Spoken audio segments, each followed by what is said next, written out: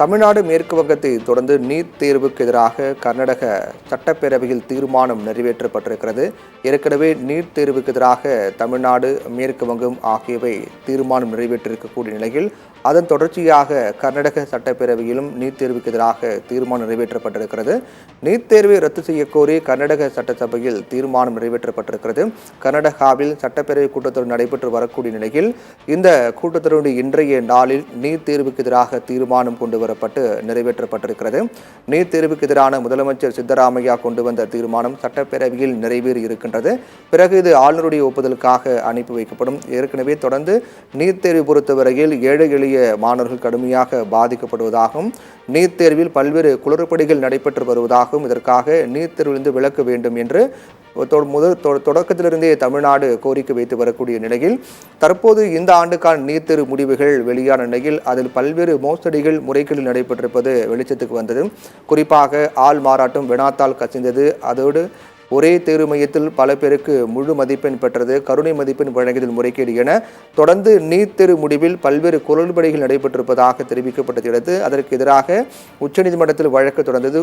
பொதுவாக இந்த நீட் தேர்வுக்கு எதிராக தொடக்கத்திலிருந்தே இந்த நீட் தேர்வு கொண்டு வந்தது முதலிருந்தே தமிழகம் கடுமையான எதிர்ப்புகளை தெரிவித்து வரக்கூடிய நிலையில் இந்த ஆண்டுக்கான நீட் தேர்வு முடிவுகள் வெளியான பிறகு வட மாநிலங்களிலும் நீட் தேர்வுக்கு எதிராக தமிழகத்தை போல மாணவர்கள் ஆங்காங்கே கடுமையான போராட்டங்கள்லாம் மேற்கொண்டு வந்தார்கள்.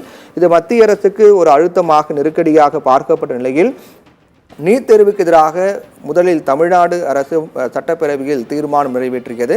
அதைத் தொடர்ந்து மேற்கு வங்கத்தில் நீட் தேர்வுக்கு எதிராக தீர்மானம் நிறைவேற்றப்பட்டிருக்கூடிய நிலையில் அதன் தொடர்ச்சியாக கர்நாடகாவில் நீட் தேர்வுக்கு எதிராக தீர்மானம் நிறைவேற்றப்பட்டிருக்கிறது. தமிழ்நாடு, மேற்கு வங்கத்தை தொடர்ந்து நீட் தேர்வுக்கு எதிராக கர்நாடக சட்டப்பேரவையில் தீர்மானம் நிறைவேற்றப்பட்டிருப்பது என்பது மத்திய அரசு கொடுக்கக்கூடிய அழுத்தமாக பார்க்கப்படுகின்றது.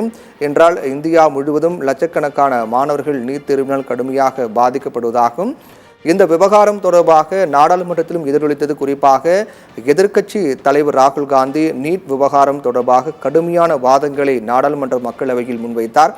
பணம் இருப்பவர்களுக்கு மட்டும்தான் இது போன்ற தகுதி தேர்வுகள் என்றும், பணம் இல்லை என்றால் தகுதி தேர்வில் தேர்ச்சி பெற முடியாது என்ற நம்பிக்கையில் மக்கள் தற்போது இருக்கிறார்கள் என்றும், இதனால் நீட் விவகாரத்தை அரசு கவனமாக கையாள வேண்டும் என்றும், இந்த நீட் விவகாரத்திற்கு முக்கிய நடவடிக்கை மேற்கொள்ளப்பட வேண்டும் என்றெல்லாம் காங்கிரஸ் தரப்பில் அழுத்தங்கள் கொடுக்கப்பட்டன.